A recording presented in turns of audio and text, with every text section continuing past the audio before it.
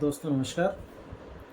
मैं आज आप लोगों को ये बताऊंगा कि महात्मा ज्योतिबा फुले रुहेलखंड विश्वविद्यालय में थीसिस कैसे जमा की जाती है और थीसिस जमा करने के पहले कौन सी प्रक्रियाएं पूरी करनी पड़ती हैं। तो दोस्तों, मैं सबसे पहले ये बताना चाहता हूँ कि महात्मा ज्योतिबा फुले रुहेलखंड विश्वविद्यालय में शोध विभाग एक अलग ही विभाग है, जिसके एचओडी डॉक्टर सुधीर कुमार जी हैं, प्रोफेसर सुधीर कुमार जी हैं। उन्होंने अपने शोध विभाग में कई सारे बदलाव किए हैं। जैसा कि पहले जमा किया जाता था थीसिस, उस प्रकार से अब थीसिस नहीं जमा की जाएगी। उसके लिए अब वो पूरा ऑनलाइन सिस्टम कर दिए हैं, जो कि शोधार्थियों को पता ही नहीं है कि हम थीसिस जमा करने के पहले क्या क्या करें। सर्वप्रथम आपको थीसिस जमा करने के पहले प्री सबमिशन कराना पड़ेगा। अब प्री सबमिशन क्या होता है, इसके बारे में आप लोग आज जानकारी प्राप्त करेंगे। मैं डॉक्टर सुनील कुमार, मैं वहाँ से रिसर्च कंप्लीट कर चुका हूँ, इसलिए मुझे सारी प्रक्रियाएं पता है, कैसे जमा करनी है, उसके पहले क्या करना पड़ता है, कैसे कैसे वहाँ पे कहाँ कहाँ जाना पड़ता है, इसके बारे में मैं आज आप लोगों को बताऊंगा। तो सर्वप्रथम मैं ये बताऊंगा कि आपकी प्री पीएचडी कैसे होगी, क्योंकि थीसिस जमा करने के पहले एक प्रक्रिया होती है प्री पीएचडी की। प्री पीएचडी जिसको प्री सबमिशन हम लोग कहते हैं, तो प्री सबमिशन करवाना पड़ेगा। प्री सबमिशन जब तक आप लोग नहीं करवाएंगे तब तक थीसिस नहीं जमा कर सकते हैं। और प्री सबमिशन कराने की प्रक्रिया भी अब बदल गई है। सिर्फ महात्मा ज्योतिबा फुले रुहेलखंड विश्वविद्यालय के शोधार्थियों के लिए मैं बता रहा हूँ ये सूचना। अदर विश्वविद्यालयों की सूचना मैं अगले वीडियो में अपने दूंगा। फिलहाल अभी मैं एमजेपी रुहेलखंड विश्वविद्यालय बरेली की बात कर रहा हूँ कि उससे संबंधित महाविद्यालय और विश्वविद्यालय के जो शोधार्थी हैं वो कैसे अपना प्री पीएचडी कंप्लीट करवाएं। प्री पीएचडी कंप्लीट कराने के लिए सर्वप्रथम आपको पूरी रिसर्च जो किए हैं, आपने जितना भी रिसर्च किए हैं, जितना भी गणना किए हैं, उसको एक तरह से सम्मिलित करना है, संगठन बनाना है, यानी कि पूरा अध्याय वाइज अध्याय आपको पूरा सही से लिखना है। उसके बाद टाइप करा करके एक थीसिस जैसे होती है उस तरह से कंप्लीट कराना है, जिसमें आपका प्लेरिज्म सर्टिफिकेट होगा। मैं प्लेरिज्म सर्टिफिकेट कैसे चेक कराया जाता है उसके बारे में बताऊंगा आपको अगले वीडियो में। प्लेरिज्म सर्टिफिकेट के बाद आपका प्रमाण पत्र लगाना है, प्लेरिज्म प्रमाण पत्र, उसमें कैसे प्रमाण पत्र लिखना है उसको मैं बताऊंगा अगले वीडियो में। और प्लेरिज्म सर्टिफिकेट के बाद आपको अपना प्रमाण पत्र लगाना पड़ेगा। उसके बाद गाइड का प्रमाण पत्र यानी सुपरवाइजर का प्रमाण पत्र लगाना पड़ेगा। उसके बाद आपको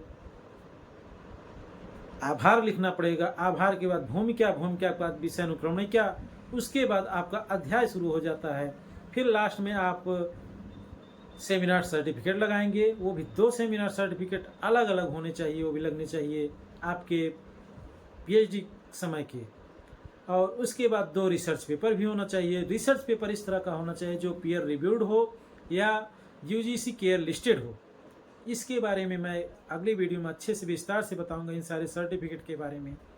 फिलहाल मैं आज बात कर रहा हूँ प्री पीएचडी क्या होती है। प्री पीएचडी एक ऐसी प्रक्रिया है जिसको आप लोग एक तरह से थीसिस जमा करने के पहले जो प्रक्रिया होती है उसको प्री पीएचडी कहते हैं।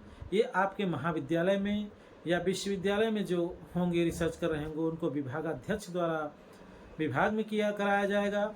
इसके लिए सर्वप्रथम आप लोग एक एप्लीकेशन देंगे अपने विभाग को, अपने डिपार्टमेंट को, अपने महाविद्यालय को। जो लोग महाविद्यालय में होंगे, एप्लीकेशन प्राचार्य के नाम से बनेगा कि हमने अपना शोध कार्य पूर्ण कर लिया है। इसके लिए हमको प्री पीएचडी कराने के लिए तिथि निर्धारित किया जाए। ये एप्लीकेशन बनाएंगे आप। एप्लीकेशन रिसर्च कर रहे हैं तो बना ही लेंगे, किस तरह लिखा जाता है। अगर नहीं बना पाते हैं तो मैं इसके बारे में ही बताऊंगा, कमेंट करके आप लोग पूछेंगे तो। उसके बाद एप्लीकेशन आप जब प्राचार्य को या विभागाध्यक्ष को देंगे तो एप्लीकेशन आपकी फॉरवर्ड की जाएगी उसके बाद आपकी एप्लीकेशन के माध्यम से ही विभागाध्यक्ष द्वारा या प्राचार्य द्वारा आपको एक लेटर दिया जाएगा, सूचना दिया जाएगा लेटर द्वारा कि आपका इतने तारीख को इतने समय पे यहाँ पे स्थान बताया जाएगा कि प्री सबमिशन या प्री पीएचडी वाइवा संपन्न कराई जाएगी। एप्लीकेशन देने के बाद आपको जब लेटर प्राप्त होगा तो लेटर के माध्यम से मान लीजिए आप एप्लीकेशन देते हैं 2-4 तारीख को और आपको 2 या 3 दिन बाद प्राचार्य या विभागाध्यक्ष द्वारा 2-3 दिन बाद 6 या 7 तारीख को लेटर प्राप्त हो जाएगा कि आपने प्री सबमिशन के लिए तैयार हो, तो इतनी तारीख को इतने बजे इस समय इस जगह पर आप उपस्थित हों, जिससे कि आप प्री पीएचडी कराई जा सके। प्री पीएचडी होते समय आपके सामने विभाग के कई कर्मचारी रहेंगे, प्रोफेसरगण रहेंगे, हो सकता है कुछ स्टूडेंट भी हों कॉलेज के, और विश्वविद्यालय के जो हैं विभाग के स्टूडेंट रहेंगे, विभाग के जो प्रोफेसरगण हैं वो रहेंगे आपके सब्जेक्ट संबंधित, अदर सब्जेक्ट के प्रोफेसर आ सकते हैं, कोई बाउंडेशन नहीं है।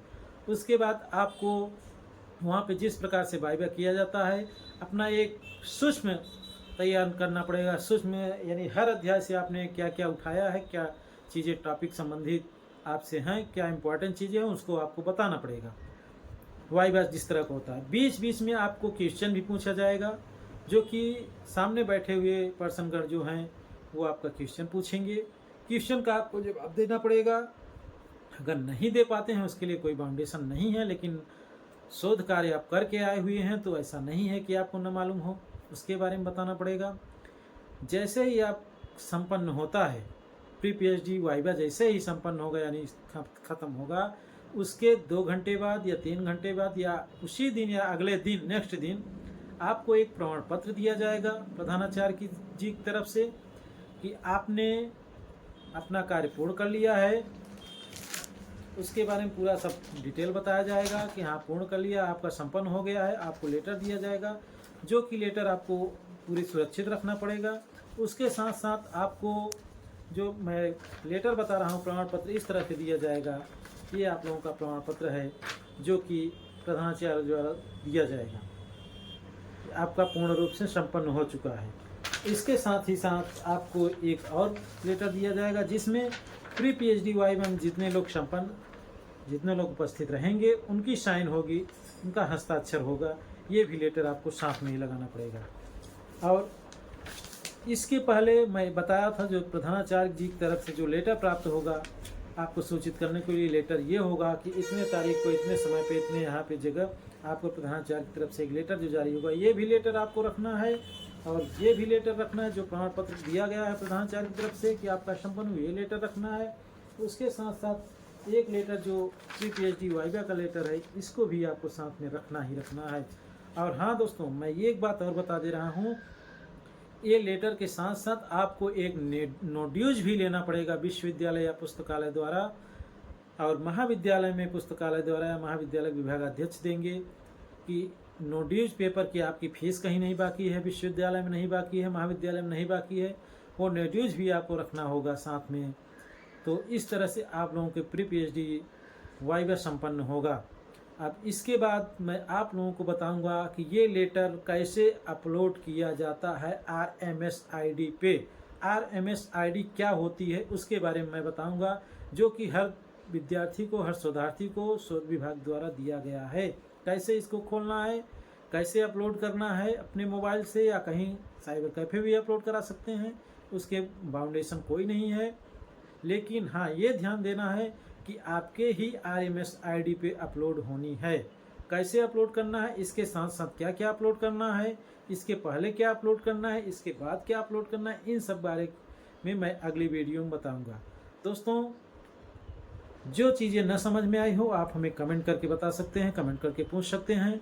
और साथ ही साथ हमारे चैनल को सब्सक्राइब करें, लाइक करें, शेयर करें, और कमेंट्स के माध्यम से अपना क्वेश्चन पूछ सकते हैं, उसके लिए मैं तैयार हूँ।